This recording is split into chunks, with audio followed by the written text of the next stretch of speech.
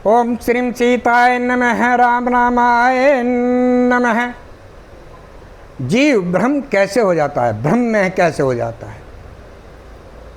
एक संत थे भास्करानंद जी, गंगा के तट पर अपनी कुटिया में रहते थे। उसी समय माधव दास जी उनसे मिलने के लिए आए और माधव दास जी को देख करके भास्करानंद जी ने कहा, आओ महाराज बैठिए, विराजमान होइए। आसन दिया। आसन देने के उपरांत माधव दास जी ने पूछा कि हे संत, हे भास्करानंद जी, मैं चित्त में एक प्रश्न उठ रहा है, उस चित्त में उठे प्रश्न का मैं उत्तर आपसे जानना चाहता हूं। भास्करानंद जी मुस्कुराए और कहा, माधव दास जी पूछिए। माधव दास जी ने पूछा कि महाराज, जीव ब्रह्म में कैसे हो जाता है, ब्रह्म में कैसे हो जाता है। भास्करानंद जी मुस्कुराए और कहने लगे, हे माधव दास जी, जिस रूम में हम बैठे हुए हैं, इसकी दीवार को अगर हटा दिया जाए तो यहां का वातावरण और अंतरिक्ष समान हो जाते हैं। दीवार बाधा है।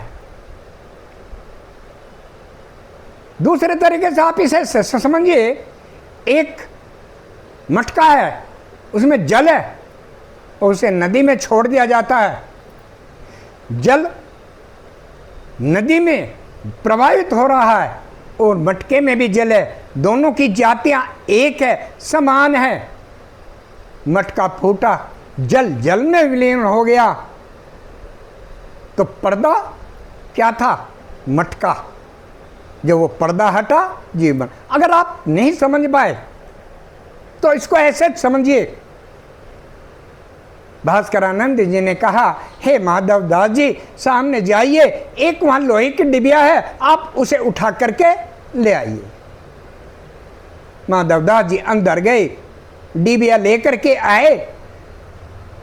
डिबिया लेकर के जब आए, माधव दास जी ने पूछा, महाराज इसमें क्या है, खोलो तो सही, फिर भी बताइए आप इसमें क्या है। भास्करानंद जी ने कहा, इसमें पारस है। माधव दास जी आश्चर्यचकित हुए, कहने लगे, महाराज अगर लोहे के डिबिया में पारस है, हमने सुना है कि पारस अगर लोहे को छू दे तो वो सोने का हो जाता है, परंतु ये तो नहीं हुआ। भास्करानंद जी ने कहा कि हे माधव दास जी, आप इसको खोलो तो सही। खोलने के उपरांत आपको पता लगेगा। तब डिबिया को खोला गया और डिबिया के अंदर एक कागज में लिपटी हुई एक गिट्टी रखी हुई थी, वो पारस की थी। माधव दास जी से भास्करानंद जी ने अब कहा, आप इस कागज को हटाइए। कागज को हटाया और कहा, इस टिक्की को आप लोहे की जो डिबिया है उसमें रख दीजिए। माधव दास जी ने जैसे ही वो पारस की टिक्की लोहे की उस डिबिया में रखी, तुरंत वो डिब्बी सोने की हो गई।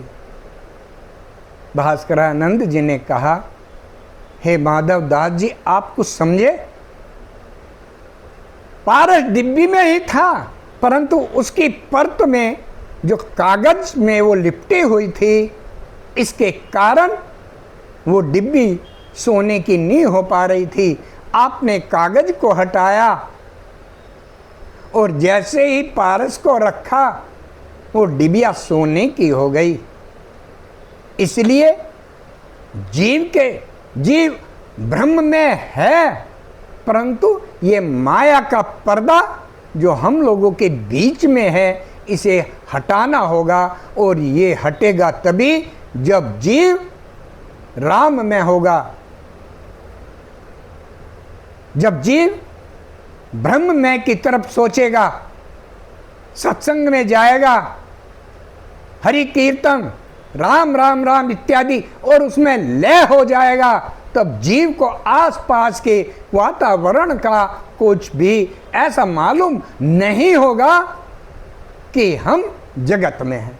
जीव समझेगा हम ब्रह्म में हैं। हे माधव दास जी, यही है सत्संग का फल, यही है। सत्संग कीजिए या सत्संग कीजिए। सत्संग करोगे तो विषय वासनाओं में घूमोगे, और सत्संग करोगे तो ब्रह्म में होंगे। बोलो वृंदावन भाग्य बिहारी लाल की जय।